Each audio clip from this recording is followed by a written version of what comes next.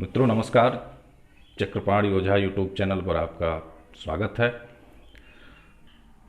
कल हम लोगों ने कोठारी आयोग का संक्षेप में परिचय जाना था कि 1964 से लेकर 66 के बीच कोठारी आयोग ने सरकार को जो सुझाव दिए थे, आयोग का जो गठन हुआ उसके पीछे क्या मंशा थी और आयोग ने सरकार को क्या सुझाव दिए थे, आज इस पर हम बातचीत करेंगे। आप जान लीजिए कि कोठारी आयोग ने तत्कालीन सरकार को जो सुझाव दिया उसमें पहला काम था उसका समान पाठ्यक्रम के जरिए बालक बालिकाओं को विज्ञान और गणित की शिक्षा देने की अनुशंसा की उसने।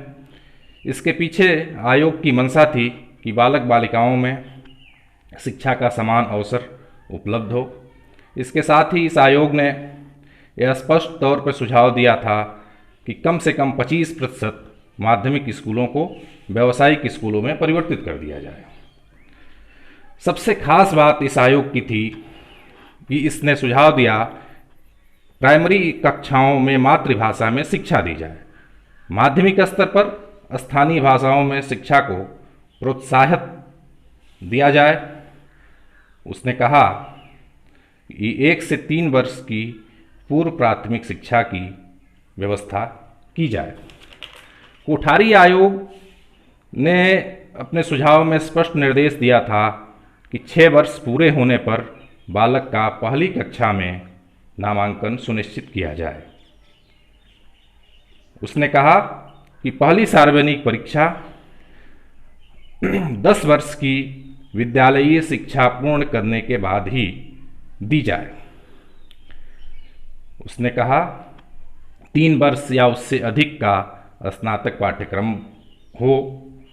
साथ ही समान स्कूली व्यवस्था लागू करने पे आयोग का खासा जोर था कि सबको देश के सभी स्तरों पर सभी लोगों को एक तरह की शिक्षा व्यवस्था सुनिश्चित की जाए और साथ ही साथ स्नातकोत्तर तक की शिक्षा मातृभाषा में देने की सिफारिश कोठारी आयोग ने की थी।